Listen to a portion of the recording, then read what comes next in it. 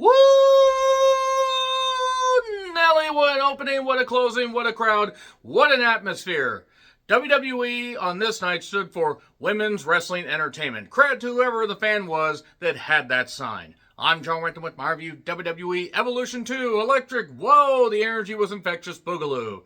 Open with a hell of a match, close with a great goddamn moment. One I probably should have expected if I tried to break down the minutia, but man, what a goddamn ending. Good stuff. Maybe I'll actually watch Raw. They might have actually hooked me to watching Raw just to see what's going to happen with the Women's Championship picture. State Farm Arena and Atlanta, GA, opposite of a Beyonce concert, and even though they didn't have as many people as they had for Saturday night's main event the night before, they had a better goddamn atmosphere as far as the fan base. They were going insane. That crowd actually, I think, motivated a lot of the town to really just scream their hearts out, go nuts. I'm not saying this is the best pay-per-view of all time. I'm not even coming close to that, but it was a hell of an opening, hell of a closing, and some other stuff sprinkled in, and the women brought it. They absolutely brought it. They were clearly ready to show, yeah, we should have had one of these before, like we had almost 7 years between this and the first one. So, let's get on to it with the fact that, well, Katy Perry's Rise was the theme. That was a choice. For being quite honest, I mean, Katy Perry hasn't really done herself any favors. I don't mind some of her music, but boy, the person, Anyway, the talents arrived. Joe Tessitore welcomes us, and he's a great hype man. I do wish they would have somebody other than Stephanie McMahon being the woman that invented women's wrestling. You know, the one that compared the 9/11 attacks to what her family went through with the steroid trials. I will never forget that. She was old enough. She knows better. She's just as bad as her dad on more levels than you want to admit. And that is one thing I'm going to say. Stephanie McMahon deserves every ridicule, every heckling, every insult she gets. Because, again, she is just as bad as her dad. So, yeah, she invented women's wrestling, though, so we can thank her for that. Joe Tessitore, you could tell he was trying, he was screaming, he was doing everything he could to try and get through this. Like, oh, dear God, I'm having to go with this person that doesn't know what she's talking about. Because Stephanie doesn't. She wouldn't know a wrist lock from a wrist watch. Sure, that match with Brie was better than anybody expected. And the mixed tag against, Ronda, sure, okay. But Stephanie, maybe you could throw the match with Trish at, I believe it was No Way Out 2001. To be perfectly honest about Stephanie, though, she's very, very fucking problematic, and it's time that more people goddamn admit that. What wasn't problematic was the opening. Bayley looking as only she can look and being absolutely on fire against Lyra Valkyria, the Bird Lady. Hey, Kier, who didn't get pinned in this? The Bird Lady didn't get pinned. How'd you like that, Kier? Poor Kier. What a great guy. First, Liv goes down with a shoulder injury, and may Liv get healthy, come back, win the Royal Rumble as a monster babyface after being a tremendous heel. But hey, the Bird Lady didn't take the fall. Again, poor Kier. Great. Kier's a nice guy. Becky Lynch, really, honest to God, as dressed to the nines. My friend Roxy described her as a something Jawa. I can't say the word, but it was hilarious and I was dying. Women's Intercontinental Championship 3-way. This is the second weirdest Irish-Hispanic Oreo combination I have seen on the internet. If you want to know about the first, you're a sick freak, just like me. So, the Women's Wrestling Entertainment sign, they kept that energy up, though. That crowd was really fucking infectious and phenomenal. Bayley hit her knee on the barricade. I think it was just her selling. I hope. That was very scary. Becky, full-on heel here. Good pace by all three. I don't really have a lot of bad things to say about about one of the matches, but I'll get to that. We get a nice disarmer. We get a roll-up. We get Lyra hitting that leg drop off the top. Beautiful leg drop, by the way. Why do people not like Lyra? Because Lyra is not the most amazing dynamic performer, but she has improved. She has a good look. She has good offense, and she happens to be likable, at least from what I can tell. She's likable. I'm not saying she's going to be considered one of the greatest of all time, but she's certainly a hard worker. DDT, reverse DDT, or perverted DDT, I think that's what it's called. There we go. And a 2 count after, various other moves. I mean, the manhandle slam got a 2 count, others got a 2 count. The crowd was absolutely eating out of the palm of their hams. Steamed hams. Women's wrestling chants, I think that's what they were saying, or this is wrestling. It was really hard to tell to Atlanta. A Rose playing, but Becky suddenly traps Bayley and gets the pinfall on her, and there we go. Yes, perfect way to end it. Because Bayley's going to get her shot.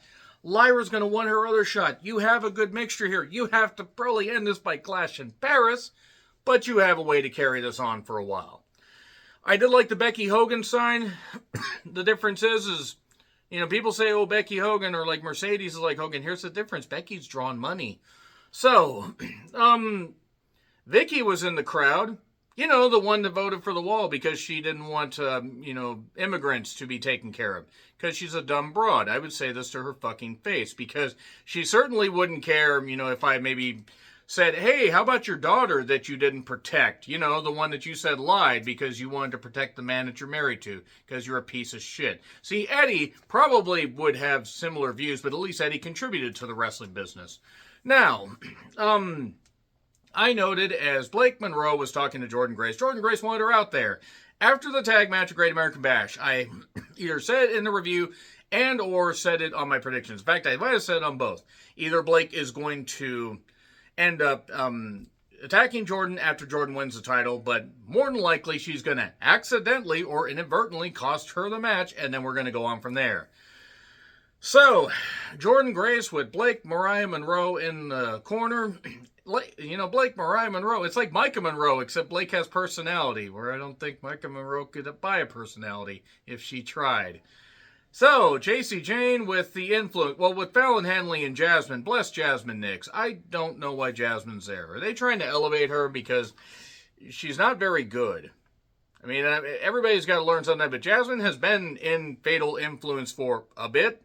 And it hasn't gotten any better. NXT Women's Championship. And the blonde ref apparently is Vicky Dorico. I have to say that she looked very nervous here being at her first premium live event. But you know what? She did well. It's good on her. Apparently, she was a wrestler that tried out and maybe it didn't work out and she became a referee. If she wants to stick with this and wants to work out, that's great. Somebody called her Ref Morgan, and I was freaking dying laughing. There were a lot of great jokes and great comments during the show. JC sold her ass off.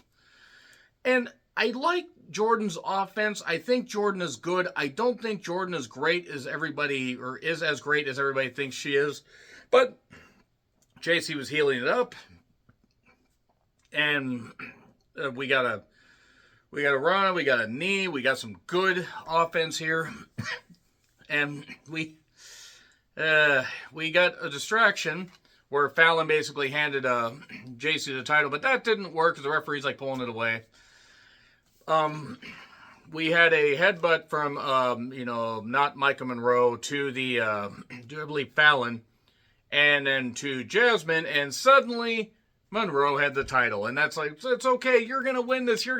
And then they did an awkward spot where Jordynne got with him, boom, got hit in the back by Monroe. Curse your sudden and inevitable betrayal. And JC got the victory. Honestly, Micah Monroe is a whole lot better as a heel. In fact, bringing her in as a face, I think, was a mistake. People were going to pop for her anyway. She's probably going to end up taking over Fatal Influence. Or, we're going to have Micah Monroe, top JC, dominate her, insert her dominance, unless that's that dream I keep having. But it's going to certainly be quite the moment. JC probably should be called up at some point. I'm not saying lose the title right away, but call her up at the Rumble, and I don't know, use her for Mania. And she's been in NXT long enough. Give her a decent title reign, but you got to do something at some point. Fallon Henley and JC probably should both be called up. No disrespect to Jasmine, but you need to stay down there or find something else to do. But at least this is all leading to Micah Monroe eventually getting the championship. But JC's reign rolls on, and that's good for all the hard work that she has put into this. So, Jazz Ivory Jaqueline, thank you, Derb. Thank you very much for that. I can't hear Jacqueline's name the same. And Maurice with her 5 million kids. Roxanne Raquel, Roxanne and Raquel, that is, took on the Kabuki Warriors, Asuka and Kairi. And they took on Sol Ruka and Zarya, a team that I adore. I really do adore them. They're great in the ring. They really are. And they're both insanely attractive. I mean, I can't lie. I can't lie at that as some of the appeal to me. And Charlotte and Alexa, because that's what the world was crying out for, is more of this. More odd pairings. Raquel is not good. This was fine for what it was. Why were they cheering Charlotte? Charlotte's actually won championships. When was the last time the Falcons won the championship? Oh, they were leading 28-3. Oh, right. I mean, the Braves won a championship more recently, and that's funny because the Braves rarely beat anybody. So, the women got to show up, but this was messy. I don't know why they bothered with tags. I don't know why they bothered trying to enforce the rules. Soul Snatcher on Charlotte. Snatcher damn near killed her. And Zarya eventually accidentally hits Soul after it takes Charlotte about 5 million years to get Alexa out of the way. And Soul got pinned by Raquel. I mean, Soul has had a bunch of matches in the last couple days, so that makes sense. Tori, Melina, and Molly Holly there. And Stephanie keeps saying dumb shit. What wasn't dumb, and what weren't dumb shits, well, Tiffany's, worldviews might be, but we have Tiffany Stratton against Trish Stratton. It's the substance.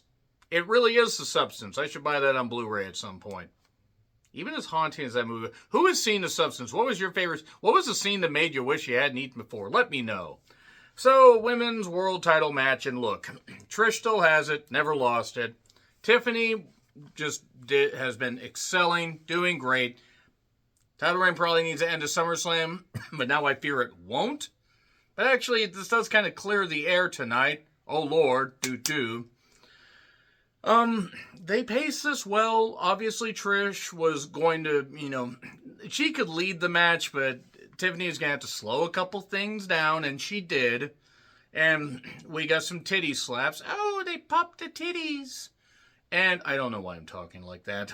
Barrett mentioned January 6th. Thanks, Noah by Nature, for saying that that's when Tiffany hit a PME on Nancy Pelosi. It's Tiffy time, Pelosi. You know that Tiffany would have done that. Man, Tiffany and Jericho's wife must just get along really well. In all seriousness, Tiffany doesn't seem like a bad person. Like, maybe she's just misguided. She's not as red-pilled or poisoned as Jericho's wife, but God, I really, really wish that some people were smarter. I mean, yeah, they get dropped on their head a lot, but you would think they would know that that's pure evil. That being said, still a funny interaction. Noah's a great person to interact with on Twitter, even as depraved and demented as he is. I'm pure and innocent, of course. If you believe that, you have not been paying attention to this video, and you have not paid attention to my Twitter at all. So, a stiff swanton senton. My God, that was insane. PME, knees up, Stratisfaction, 2 count. And Tiffany gets the knees up when Trish tries a moonsault. Alabama Slam, PME, 1, 2, 3, good stuff. Not a 5-star classic, but the match that it needed to be. Standing ovation for Trish. If this is her last match, great.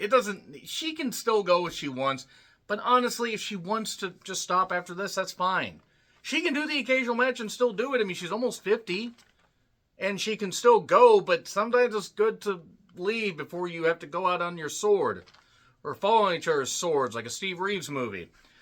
So, Metro Boomin and Lotkali, or whatever the hell his name was, rappers, I don't know who the hell they are. So we have Jade, and Naomi, Money in the Bank briefcase holder, who had Bianca as the special guest referee for this.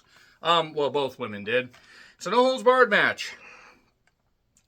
It wasn't my favorite, but they certainly worked hard. I'm kind of sick of the weapons-based matches. This is better than what Ricky and Ethan did at Great American Bash, but not by a ton.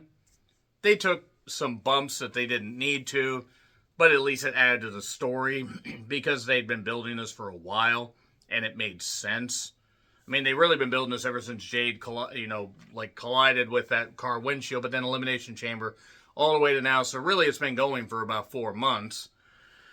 And the table set up by Jade took over like 4 years, but it was what it was. Cole one point said when Naomi ended up Singapore caning, that's what it is, took a Singapore cane and hit Jade with it. This looks like a crime scene here. Gee, Cole, why don't you say the word you want to say? I mean, god damn it. Like, I'm not saying he meant it intentionally. It's like, oh, that's what we're going, that line's gonna be taken out of context. So, we get a chain involved. We get a camera taken away. It obviously wasn't a real camera, and hit in Jose Lothario's chest, which is weird, because Jose has been dead for about 20 years by this point, I think. Shrieking Sid Vicious noises, not his stuff from WCW Sin. Rest in peace, Sid. Rest in peace, big man. The Toolbox got dumped.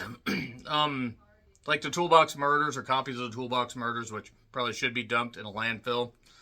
And at one point, Naomi was shoving Jade's face into the table legs. Ow, my eye, I'm not supposed to get table leg in it.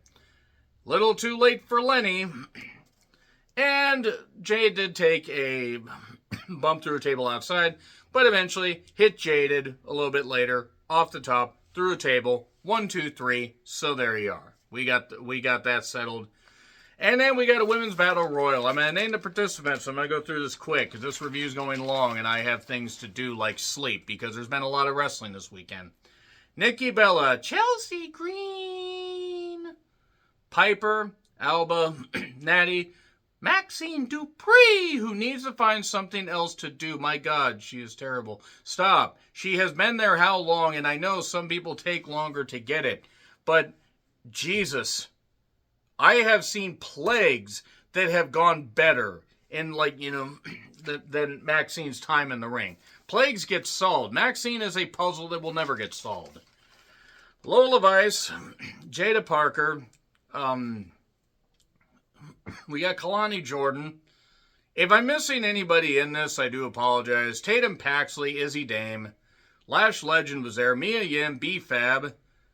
That's another experiment I think is just not working in the ring. Ivy Nile, Candice Michelle LeRae, as Cole kept calling her, Nia Jax, Stephanie Vacour, and Julia. Okay, of those, you could take 4 or 5 of them out there. I mean, why is Candice LeRae still there? Like, genuinely. I'm not saying that people don't deserve to earn money in life, but she has been there for 8 years, and she is one of the most uninteresting motherfuckers that they have ever had in their women's division, at least the last 20 or so years. She's not that good. When her best work was done before the pandemic and, maybe just shortly after, it has been at least 4 years since she's had anything good happen in the ring. So, let's talk about the match. It won't take very long. It's a women's battle royal. The winner gets a shot at Clash in Paris. There's no reason for Nia to still be there. Nia was chucking people left and right. And nobody cared. Kalani got sent onto the announcer's table, rolled onto the announcer's table off of a couple women, and then did a handstand to get back in the ring. She's an amazing athlete. And Candice Michelle, Cole said, twice, because apparently he has Candice Michelle on the brain. I don't know why you would at this point, since Candice, bless Candice, she worked hard and did improve quite a bit, and I know people will defend her, but she's also another one of those red-pilled idiots that, quite frankly, needs to, pull her head out of her ass. Bodies fly left and right. Nikki was thrown out, thank fuck, because I didn't. Nikki Bella's been through a lot personally, and I wish nothing but the best for her and her family. And she shouldn't have to pay her now ex-husband any alimony because he doesn't fucking deserve it for what he did to her. But as a wrestler, there is no reason why she should be this deep into a battle royal. Nia got thrown out. Lash Legend did some impressive stuff in this. The thing is she can do power stuff. That's about all she can do. And the Vice on the apron, where Stephanie just bouncy, as Wade said, and pounded Lash, and there you go. And Lash got pounded and fell off, and Stephanie just stood there with her head held high. And then Stephanie cuts a promo in Spanish saying gracias because she pays attention to the internet and knows she's a dumb bitch, so she might as well lean into it. So, I guess Stephanie did that though, and decided to treat Vakura with respect because she felt that Vakura was one of the good ones. And Vakura is going to get her title shot. Which honestly, if it is against Naomi, that is going to be interesting. Because Naomi should have a long run. They kind of wrote themselves into a corner now that I think about it. Rhea and Io recaps, and look. This match. These two women went all out. I got one complaint that I'll get to here in a minute. But a big fight feel, can Rhea break the curse? No, she can't, but she didn't get pinned, so there you are. A toss under the announcer's table. Rhea, scissoring from behind. Who would want to be scissored by Rhea? Anyway, lucky Buddy. I hope Buddy's doing all right. He had that ankle injury, and apparently he's still having complications. But he's got Rhea to help him, and that's what matters. So, Rhea basically landed badly on her face during a spot. There was a dive. There was a bad drop kick off the top. I hope Io doesn't do that again, because that just looks like it wrecks your neck and your body. Shane Helms talked about it from a Japanese clip. He says, take it easy on that, speaking from experience. And I can just tell as a fan, it just does not. It looks impressive, but the risk versus reward ratio is just not, it's not even enough. So, knees in the corner, Rhea staring up at the spotlight. We do see this keeping going. Poison Rana. We get, a razor's edge, a powerbomb, and then, boom, headshot. But then referee Jess was in position and took that drop kick off the ropes. Now, Jess apparently has wrestled on Evolve and keeps herself in great shape, so I'm not saying she can't take the move. And she took the move, and that was great. And then she was down for about 5 million years. And I know what they were doing, but this is something that WWE kind of has to stop doing. Because they've been around long enough, they should know better.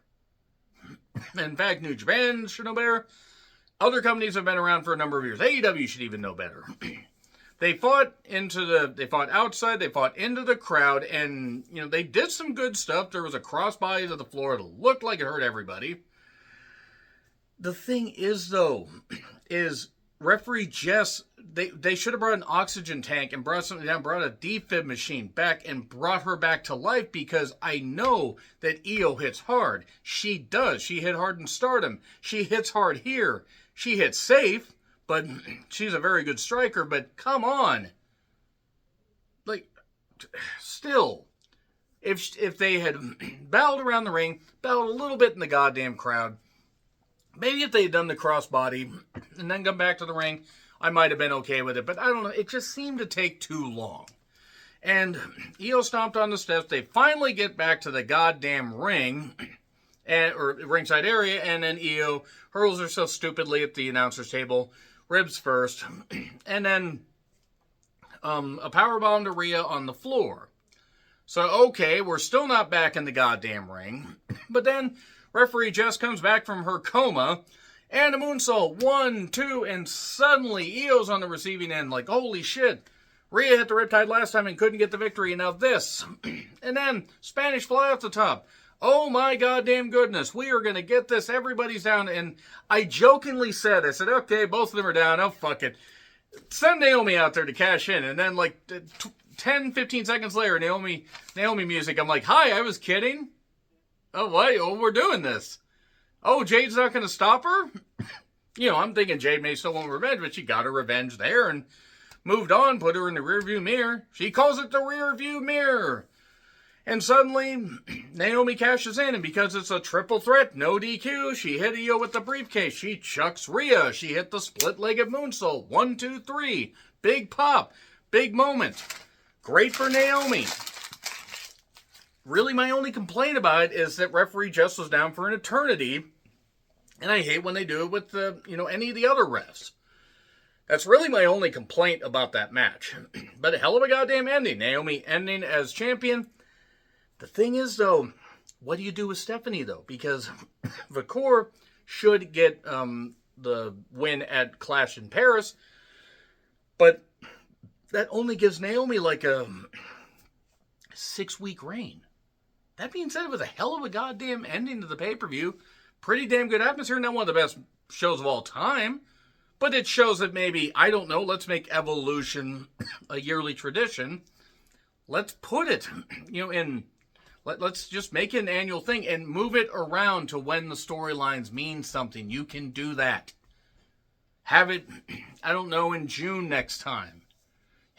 Just move it around when the storylines mean something. Give it at least a month build. Because they had about 8,000 people there. They probably could have had more if they hadn't run it opposite of a Beyonce concert. But still, pretty goddamn, pretty much a hell of a show right there. With some issues, but it was what it was. Definitely left me energized. I might watch Raw, I might not. I don't know, we'll see.